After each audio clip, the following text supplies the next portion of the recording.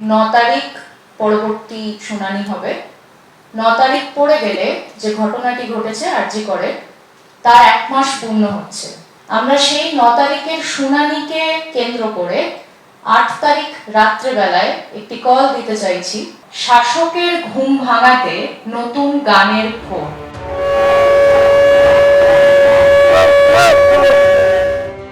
আবার রাত দখলের ডাক, আবার দিন বদলের অঙ্গীকার। আরজিকর কাণ্ডের 1 মাসের মাথায় ফের রাত দখলের ডাক।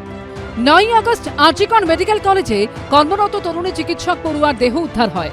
1 মাসের মাথায় 9 সেপ্টেম্বর সুপ্রিম কোর্টে এই মামলার দ্বিতীয় শুনানি। এই আবহে শুনানির আগের দিন অর্থাৎ 8 সেপ্টেম্বর রাতে নতুন কর্মসূচির ঘোষণা করা হলো। নাম, শাসকের ঘুম ভাঙাতে নতুন গানের ভোর। 8 সেপ্টেম্বর তিলোত্তমার স্কুল থেকে একটি কল রয়েছে, অকিউপাই ধর্মতলা। সেই পোস্টার আমরা দেখেছি, সেই কলেও আমরা থাকার চেষ্টা করব এবং তার সঙ্গে সুপ্রিম কোর্টের যেহেতু পরবর্তী শুনানি 9 তারিখ, তাই 8 তারিখ রাত্রেবেলায়ও আমরা এই ডাকটা দিচ্ছি।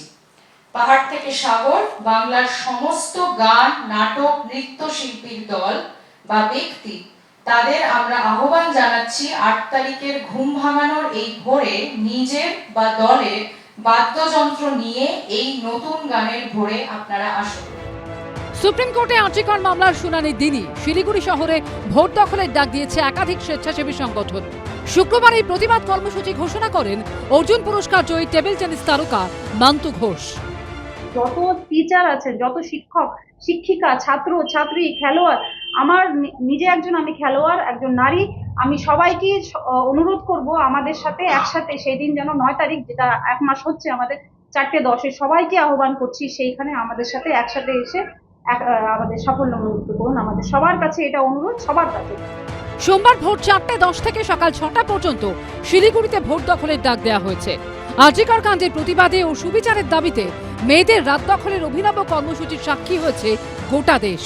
আবার বাড়ির আলো নিভিয়ে মোমবাতি জ্বালিয়ে অন্ধকারের মধ্যে দিয়ে আলোর দিশা পাওয়ার অভূতপূর্ব ডাকও দেখেছে বাংলা। এবার নিহত চিকিৎসকের জন্য রাত দখল, ভোট জাগার প্রহর গুনছে বঙ্গবাসী। কৃষ্ণেন্দ্র অধিকারী ও সনদ শাহর রিপোর্ট, এবিপি আনন্দ।